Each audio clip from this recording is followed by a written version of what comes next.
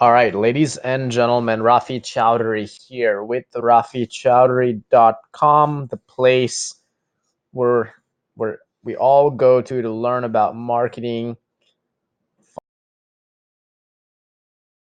Twitter, social media, SEO, content marketing, pretty much anything and everything related to that. And in particular, right now, we're obviously focusing very heavily on PR and on personal branding. And with that being said, today I want to introduce you guys a model that I've kind of adopted for my sales process. It's something that's been around for ages and ages that I think that anybody can adopt to their presentation, to their sales as well, to really hack your sales and to really be able to streamline how you interact with your customer and how you present your offers to your customers.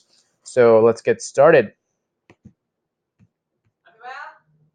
So what we're talking about here is the value ladder model.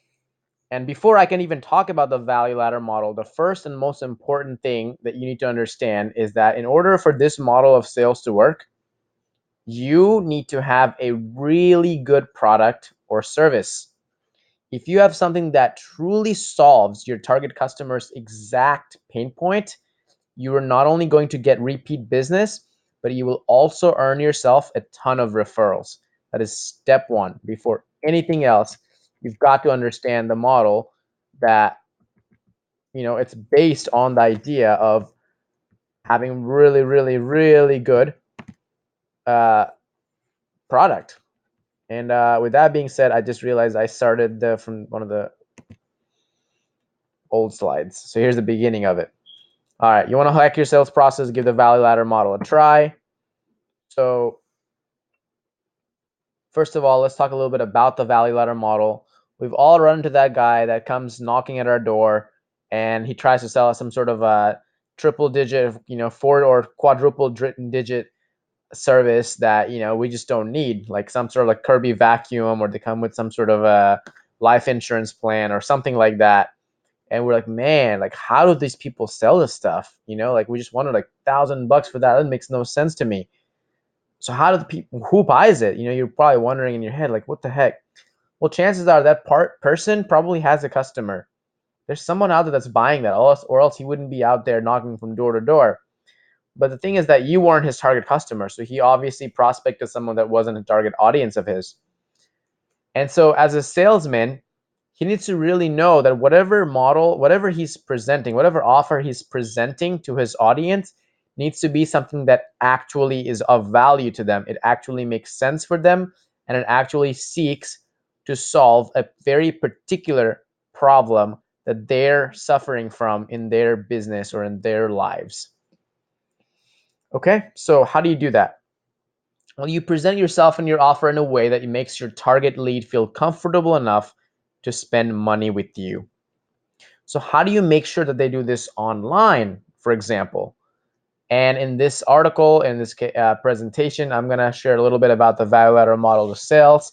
And it's just a model that you can use to spend money, to just about get anybody to spend money with you, especially if you're doing online transactions. The value ladder model makes a lot more sense because trust is so hard to gain over the internet. So what is the value ladder? The value ladder is nothing more than a way of structuring your sales in a way so that it appeals to your target audience at different phases of their customer journey. So what does that actually mean? Well, if you are selling a product, right, to a customer, start with the smallest offer that you can think of to get the lead in as a customer. Meaning, think of your smallest package that you can sell them, something that you can give away for free, or something that you can give away for $1 or $7, and go ahead and try to sell that to your customer, to your target customer, or your potential customer rather. Because what that's going to do is it's going to minimize the risk, and it's going to change the nature of the transaction from it being a you to a lead, and that person then all of a sudden will become a customer.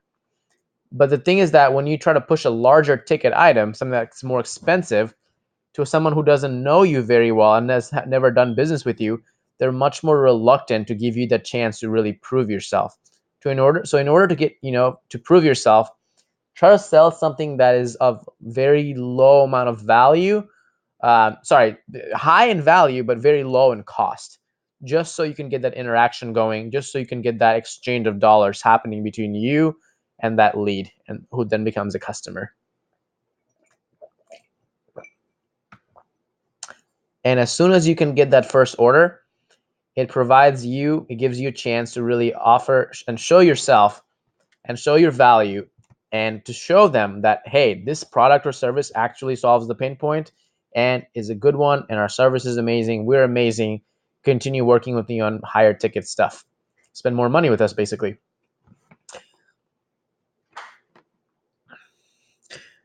And so what you do is basically you take that model, so you sell them a $5 something, they buy it, you over deliver, they're very happy, so they spend $10 with you, you do something else for them, and you deliver more value.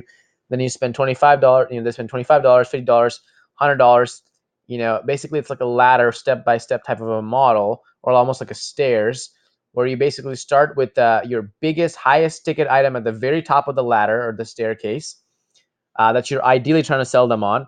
And then you work them up to that point with small offers along the way at the $5 mark, $10 mark, $15 mark, $20 mark, etc. Whatever that might mean for your business. Let's start with the smallest offer and work your way up to the largest offer that you have for them, as you get a chance to deliver each thing along the way and take them through this sort of journey.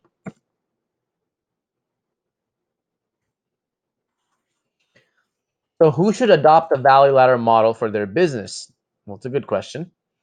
So examples of value ladder models can be implemented in a lot of different types of companies, but in particular, it makes a lot of sense if you have a coaching program that you're selling, if you're selling any books, if you are selling a SaaS product, if you do workshops, and just about most business or service-oriented businesses should definitely adopt a value ladder model. And this also holds true for e-commerce as well, but definitely makes the most sense for service-based businesses, especially ones on the internet. Value ladder models revolve around the idea that it is 10 times easier to getting an existing customer to pay you money than to get a new person to give you money. Think about that. It's 10 times easier to get money from someone that's already paid you versus getting someone who's never paid you before, never interacted with you, to give you money for the first time. So it makes sense that we sell someone to, when we have a customer, it totally makes sense that we try to sell to that same person over and over and over, repeated different types of offers that will help continue to, make their lives and their businesses better. So instead of selling a high ticket item as your first offer, you can offer a very low ticket item, or even provide some value to them for free, such as an ebook or a webinar or something of that nature. Whatever you do for them, if you're a free meal, if you're a chef, or maybe like a free checkup, if you're like a chiropractor or a doctor or something like that, whatever it is that you can do to get them in through the door, and then you can start pitching them your stuff. But you have to make sure that you qualify them before you offer something for free, just to make sure that these are someone that might be able to pay you for your services down the line. But you have to provide value at each step of the ladder. And if your offer does not provide a ton of value at each step, this model is not likely to work very well for you. So here are some examples of value ladder model in action in my particular business. So those of you guys who don't know, obviously I run a personal branding slash a PR company. So I basically help people get, I interview people, I write a full featured article on them, and I try my best to try to get them to rank for their brand name in Google, and share this article with a targeted group of influencers, interview them on my Facebook Live, and then I go on to teach them about PR. I also run a PR company where I do PR for them as well. So I'm going to show you guys the product that I sell, and then just kind of apply the value ladder model to my own business and show you what my customer journey looks like. So like I said, I run a personal branding company, and I sell packages that range anywhere between 3K to 10K. And these are, PR packages that I sell, different websites where I can get people mentioned on. However, imagine how difficult it would be for me to convince someone to pay me $3,000 over the internet when they have never met me before, never heard of me, or maybe they have heard of me. But in either case, if that's the first thing I ask them for, it's really hard for me to get someone to spend $3,000 with me over the internet, because they don't know me, they don't know who I am, they don't know if they're going to get the money back, they don't know if I'm going to be able to deliver or not. So there's a lot of doubt, right? So even though I have a ton of credibility out there, and if they can Google me, but still $3,000 is not something people are typically going to just hand you over. So if I still want to sell to this person, I need to apply a different model. And in this case, is a perfect example for me to apply the value ladder model and offer them a product which I sell for $297 instead of $3,000. And so by making the barrier to entry to working with me so low, to only $297, and offering so much in that one package, of $297, I give away like 20 different things, in that one package that I could charge for individually, really. But I do that so that I can, again, deliver a very high quality experience for that customer, because that's the first time they will have worked with me, and B, that now then warms them up to the idea of me pitching them ideas on, buying this sort of similar gig on other websites that I can, do for them, or continuing on to become a client of mine as a PR, or for me to let them, for them to let me continue building out their personal brand using these targeted articles and things like that. So this $297 offers a ton of value, much more than that price suggests. So $297 is not a lot of money, in at least not in the US, but it is a lot. It's not a whole lot at all compared to $10,000, which may be ultimately what I'm trying to get them to buy. After they buy the $297 products from me, I deliver the service within 72 hours, and I try my best to do a really good job with the delivery. This kind of surprises my customers because they're not often expecting for it to be done so fast and so efficiently, and they like it. And then so right after I delivered the service to them, I immediately asked them for my next sale, which is an upsell for $497, which is basically another feature on a different website of mine that's slightly more authoritative than this one. So very similar product, but it's they get more with that. This product also delivers a ton of value, but as you can see, it's also more expensive in price. When I pitch this offer to them, I also create a sense of urgency by telling them that if they buy this product in the next 72 hours and can refer me to 3 other people who would love this product as well, I will offer them a 25% discount coupon. You've got to create a sense of urgency. Otherwise, there is no reason for people to start this now and not like tomorrow or the next week or 3 months from today. So any objections come up with time, you got to give them an incentive to start today. In my case, I give away 25% discount if they start in the next 72 hours, meaning 3 days, and if they can tell me 3 other people who would love to do this. And those 3 people that they refer me are extremely important to me because it's a direct referral. And when I go to pitch them, I'm going to say, hey, your friend thought that you should use these services. That's why I'm reaching out to you. Much better pitch than to just say, hey, my name is so and so, and I think this service would be great for you. So always ask for referrals and give incentives to your clients for referrals. What I've noticed is that most people will buy the offer if they enjoy the first delivery. They don't have any problem buying more stuff from me. However, those people who had a misunderstanding or didn't really like the initial gig, for whatever reason, they were not very satisfied, will typically, a lot of times, not even reply to the email messages that I send, and are not likely to become a target audience, and to continue buying from me. So that's why I said it's so important to make sure that your product and service is really good, and there's never any discrepancies and misunderstanding in your delivery. That happens time to time, and it's happened in my business as well, especially because I'm in such a risky industry like PR.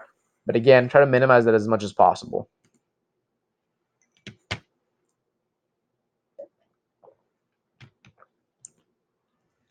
And this is why it's important to have a really good product or service. If it's not solving the exact point, like I said, you're not gonna get the repeat business. You're also gonna, not be able to get the the referrals either. As I continue this process of having upsells, downsells, cross sells, and add-on products of increasing value till I sell them a $10,000 high-ticket item, that's kind of how it works. And I provide them value each step of the way. So each sale that I'm asking for is just a little bit more than the last time, and does not overwhelm the customer. And ultimately, they do end up buying the $10,000 package from me. Not all of them, but some of them do. There's some value ladder added features for everyone. The idea here is to deliver a ton of value each step of the way and constantly educate your audience, just like I'm doing with this video presentation. You could so easily, this article, like this presentation actually came from an article that I'm going to be submitting to Forbes pretty soon. And I basically took the steps that I talked about in my article, put them on slides, and just made a video of presentation out of it. So if you can make content bite-sized and easy to digest and get it to a bunch of people, and in general, just help people out, educate them in any way that you can, even stuff that may be very obvious to you may not be so obvious to everybody else. So get it out there on a piece of paper, and jot it down and make sure that you're sharing that with your audience.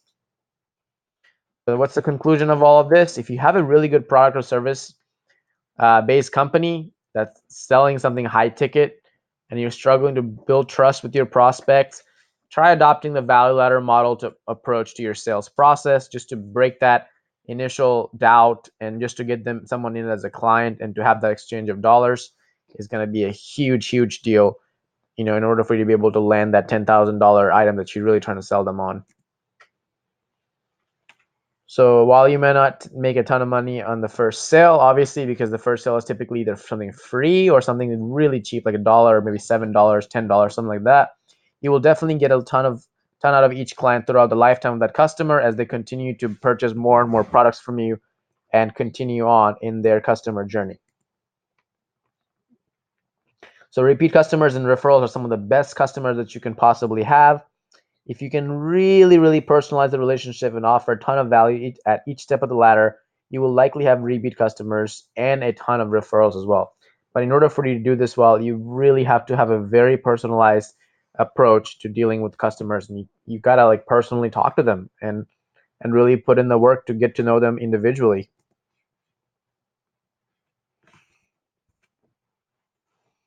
So let's talk about services. The value ladder model works best for service-based businesses and only works well if you have a really good product that saves to solve a specific problem. I want you guys to go out there, give it a try. If you have more questions about what's the value ladder model, shoot me a message and comment in the video below, and I'll be more than happy to kind of explain the value ladder model again and answer your questions. And you can apply this model to your business and let me know what happens once you apply it and see how your sales tend to skyrocket, which I know it will. Thank you guys again so much for joining in. I hope you guys enjoyed it. If you like videos like this, please let me know. Comment below and leave me a comment and let me know what kind of videos you guys want to see next. And I'd be more than happy to put these little PowerPoint presentations and teach that topic to you guys as long as it's within the realms of PR and stuff like that. So again, and I'll see you on the next video tomorrow.